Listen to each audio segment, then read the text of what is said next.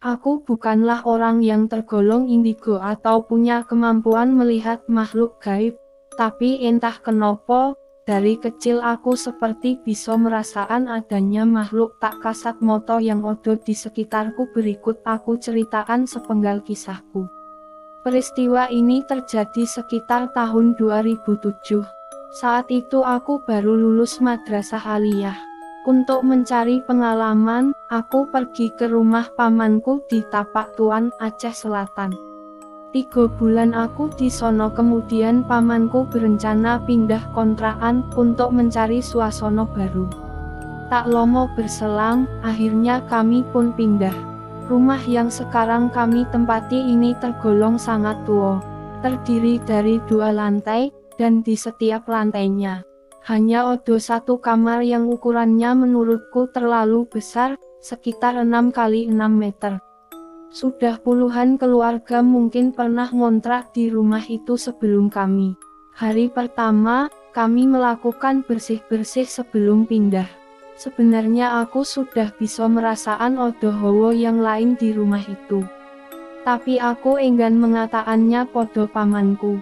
Malamnya, karena kelelahan aku pun tertidur pulas di kamar atas bersama seorang sepupuku yang cewek, bernama Zahra. Usianya hanya terpaut 2 tahun di bawahku. Kami memiliki kebiasaan yang sama, yakni tidak bisa tidur dalam keadaan terang benderang. Jadi kami tidur dengan mematikan lampu kamar, sehingga menjadikannya gelap gulita. Gangguan dari makhluk itu langsung aku rasakan di antara sadar dan tidak. Aku melihat sesosok tinggi besar yang tengah berdiri di sudut tonggo, karena kebetulan pintu kamar belum tertutup. Sosok itu berpostur tidak wajar dengan mata merah menyala dan rambutnya yang gimbal. Sosok itu terus menatap ke arahku. Sontak aku ketakutan dan bermaksud membangunkan Zahra, tapi tubuhku tak mampu bergerak, suaraku juga tak bisa keluar. Padahal aku sudah berteriak, tapi justru suaraku hanya tercekat di tenggorokan saja.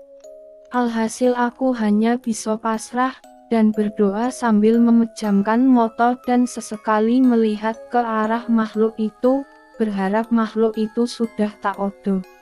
Beberapa saat kemudian, akhirnya makhluk itu benar-benar lenyap dari pandanganku, bersamaan dengan berakhirnya ayat kursi yang kubaca. Aku pun bisa bernafas lega. Aku lalu membaca doa sebelum tidur dan melanjutkan tidurku kembali. Siangnya, aku melanjutkan rutinitasku seperti biasa dan menganggap itu hanya bentuk perkenalan dari makhluk yang lebih dahulu menempati rumah ini sebelum kami. 3 minggu berselang, aku tak lagi mengalami gangguan. Sampai pada suatu hari, kebetulan hari itu kami berwisata ke air terjun, dan sampai di rumah saat menjelang maghrib. Kami pun mandi secara bergantian. Aku mendapat giliran terakhir karena kebetulan hari itu mengalami masa menstruasi. Jadi aku mengalah karena yang lain mengejar waktu maghrib, sedangkan aku tidak sholat. Aku pun mempercepat mandiku, karena memang aku tak pernah mandi saat maghrib, apalagi dalam keadaan kotor seperti itu, di mana saat-saat seperti itu rentan dengan gangguan makhluk gaib. Saat aku hendak memakai handuk, samar-samar aku mendengar seseorang memanggil namaku. Awalnya lirih dan kupikir itu suara sepupuku yang cewek. Tapi ketiga kalinya benar-benar jelas, bahwa itu bukan suara sepupuku. Karena penasaran, aku pun menyahuti panggilan itu. "Siapa yo?" teriakku. "Ini aku Kak Irma," sahutnya. "Kodo opo?" tanyaku lagi. Tapi sudah tak ada sahutan lagi. Aku pun bergegas mengenakan handuk dan keluar sambil berpikir, siapakah Irma itu? Opo temannya Zahra? Sesampainya di kamar, aku pun bertanya pada Zahra yang baru selesai sholat, apakah ada temannya atau saudara yang bernama Irma yang datang. Dia pun heran dan menjawab tidak ada. Aku lalu menceritakan peristiwa di kamar mandi tadi. Malah dia yang ketakutan. Kak, logikanya yo, ini maghrib, go mungkin ada orang yang berkunjung, karena kurang sopan berkunjung ke rumah orang waktu maghrib. Terus kakak lihat gak tulisan itu, tunjuk Zahra ke arah roster pelajaran yang ditempel di sudut langit-langit, tapi sudah kelihatan sangat usang. Aku pun heran, ada apa sama roster itu. Aku mencoba melihat tulisan di bawahnya, di luar tabel roster. Aku pun melihat ke sudut roster tersebut. Dan ternyata di sono tertulis Irma Zulistikawati, dan tepat di atas tabel tertulis asterisk roster pelajaran kelas 3 IPA tahun 96-97. Opo, aku terhenyak, spontan Zahra merapat ke arahku sambil merangkul lenganku erat-erat. Tapi aku segera mengusai keadaan. Kamu ini kayak orang tak punya iman sojo, habis sholat toh, moso takut omo yang begituan. Takut tuh sama Tuhan, bukan sama hantu, ucapku sambil tersenyum berusaha mencairkan suasana, walaupun sebenarnya bulu kudukku juga merinding. Keesokan harinya aku berusaha mencari tahu kepada tetangga tentang seorang anak yang bernama Irma itu. Mereka bercerita bahwa Irma itu adalah gadis remaja yang meninggal karena tersebur ke dalam sumur yang ada di dalam kamar mandi rumah kontrakan itu. Mereka malah heran, kenapa aku bisa tahu Irma. Aku hanya menjawab karena membaca tabel roster di kamar atas. 2 hari berselang, waktu menunjukkan pukul 16.30. Saat itu aku baru bangun dari tidur selang karena kebetulan hari itu hari libur, jadi aku sedikit santal. Aku berniat mengambil minuman ke dapur. Saat aku sedang menenggak minuman di depan meja dispenser, tiba-tiba aku melihat ada seorang anak kecil berusia sekitar 4 tahunan berlari dari arah pintu belakang rumah yang memang sedang terbuka. Anak itu berlari sambil mendorongku dari belakang, hingga aku tersedak. Aku pikir itu adalah sepupuku, Haikal yang masih berusia 4 tahun. Dia terlihat seperti habis mandi, dengan hanya mengenakan cawet dan bedak yang bertaburan di punggungnya. Tapi kenapa aroma bedaknya begitu menusuk? Haikal habis mandi tuh pakai baju dulu, dek, baru boleh main. Ini belum pakai baju udah lari-larian, jadinya bau acem, ujarku. Tapi malah bibiku yang menyahut dari ruangan TV, Haikal dari mono, no. Kan Haikal belum pulang. Aku pun teringat bahwa sepupuku yang memang masih balita itu sedang ikut bersama ayahnya ke rumah saudaranya sejak tadi pagi. Dan rumahnya itu berada di kecamatan lain. Waduh, opo lagi ini, gumamku.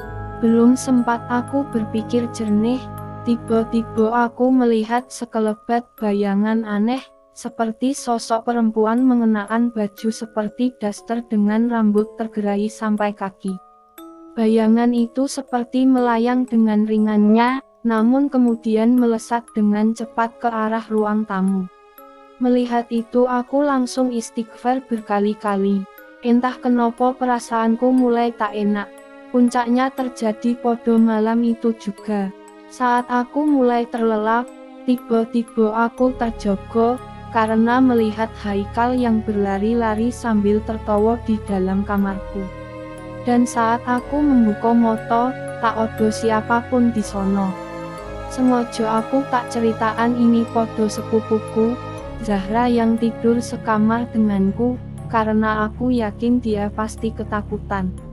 Akhirnya aku pun mencoba tidur kembali, walaupun sedikit sulit, akhirnya aku terlelap. Namun ketenanganku terusik kembali. Aku tidur dalam posisi telentang, dan tiba-tiba saja merasaan dadaku serasa ditindih sesuatu, sesak bukan kepalang. Dan tak lama berselang, aku merasaan tubuhku diseret ke bawah.